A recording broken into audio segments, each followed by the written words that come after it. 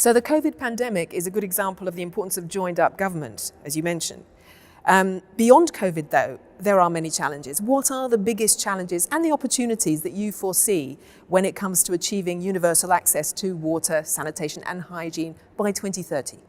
The opportunities are huge, and I will end with the opportunities to end on a positive note. The challenges are also immense. And why are they immense? They are immense because I think that the global community has had the courage in 2015 to come around the table.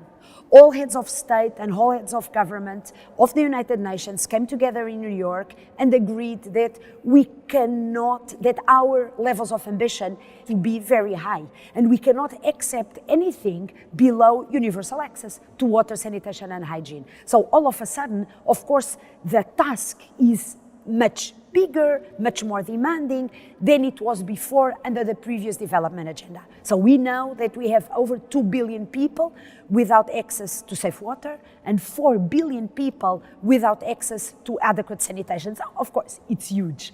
And we are not investing sufficient finance in the sector. We are not investing enough, national governments, but also international financing institutions, bilateral donors, etc. We need to put more money. But I would say, in a nutshell, that we need more political will. More political will. This is actually where I should have started.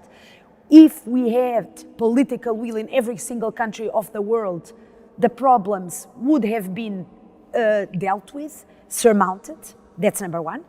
And we need, obviously, as I was saying, more finance, but we also need better systems in place, good governance. And of course, when I talk about good governance, this will benefit not only the water sector, it will benefit any of the other sustainable development goals, everything in society, having good accountability mechanism, judicial systems, ensuring participation, transparency, the fight against corruption, good policies, good laws, and independent regulation. So this is, in my opinion, what is key to make sure that we realize these human rights for all.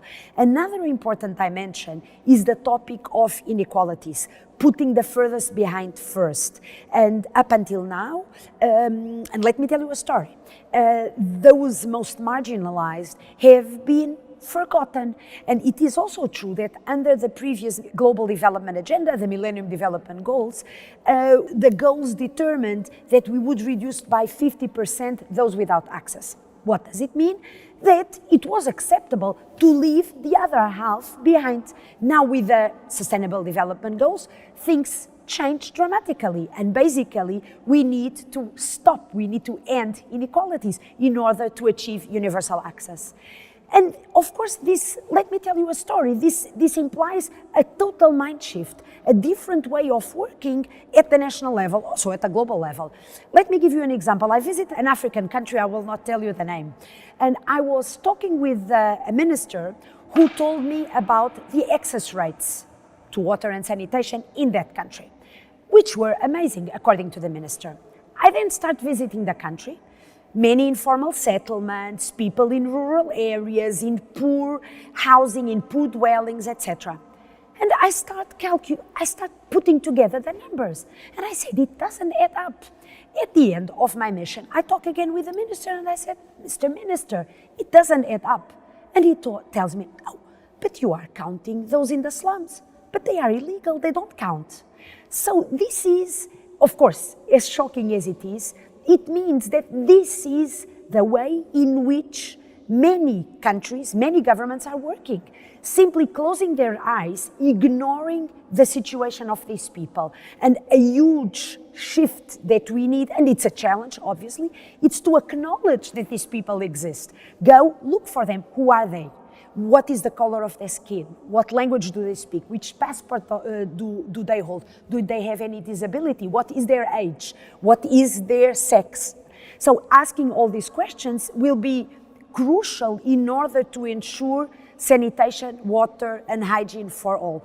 And I think that the opportunities are huge because I think there is growing, even if before I was saying we are not yet there.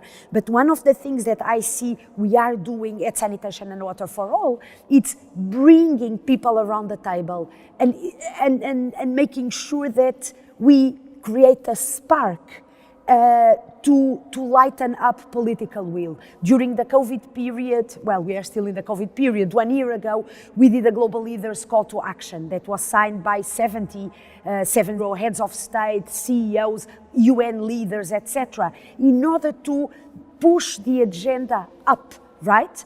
We bring ministers of finance around the table.